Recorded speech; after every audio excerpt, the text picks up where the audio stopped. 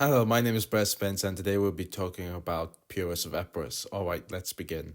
The kingdom of Epirus' territory is now divided between Greece and Albania. It was a small kingdom between Illyria, Macedonia, and Etruria, which influenced the kingdom. Pyrrhus of Epirus was born on 319 BC to Prince Odysseus and Hipparcha. Pyrrhus was second cousin to Alexander the Great due to Alexander's mother, Olympia, being Odysseus's cousin. Pyrrhus was born into a world of chaos within the Hellenic world, with the wars of the Diadochi, with Cassander trying to take the Macedonian throne, and Odysseus came to support Olympia and her grandson Alexander IV. But his troops rebelled and he fled to Anatolia, and Pyrrhus was taken by a royal friend of Odysseus, took the 2-year-old Pyrrhus to the court of Gallienus of Tarentine, and Napoleonius II was made king of Epirus by the tribe of the Mulcianians. But 3 years later, the Epirites recalled Odysseus and placed him back on the throne, and Cassander sent an army and defeated Odysseus' army, and Odysseus would die of his wounds. He was succeeded by his brother Acastes II, who was originally barred from the throne due to his ungovernable temper, and Acastes entered into an alliance with Cassander. But his reign was short-lived, with the Mulcianians, tired of the unstable Acastes, rebelled and killed him and placed the 11-year-old Pyrrhus on the throne, till 302 BC, when Pyrrhus was forced to flee when the Mulcianians rebelled again and placed Neoptolemus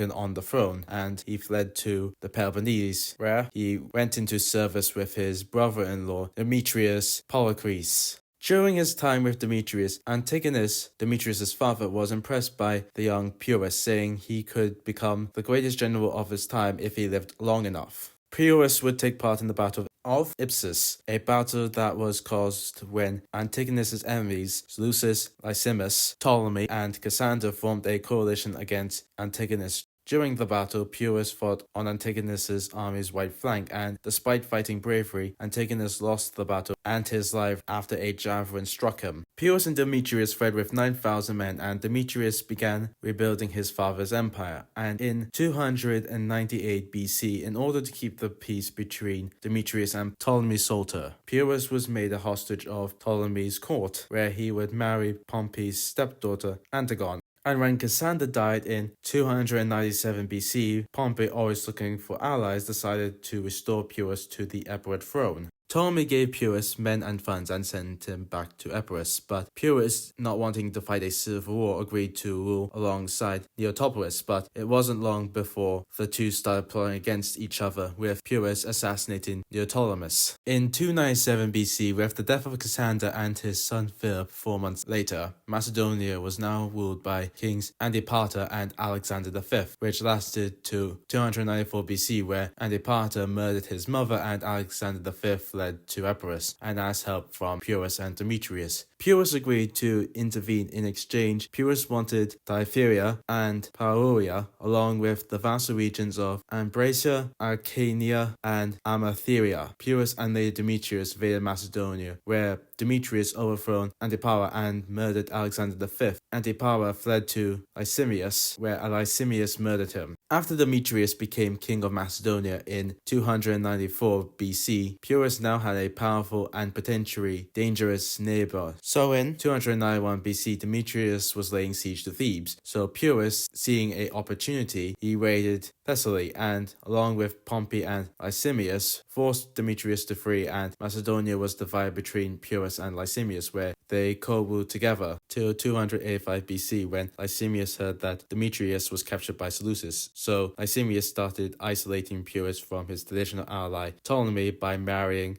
Ptolemy's daughter, and made large donations to the Aeolians, Pyrrhus' main Greek ally, and next year he invaded Pyrrhus' half of Macedonia and drove him back to Epirus. Join me for part 2 when the Pyrrhic War starts. See you next time.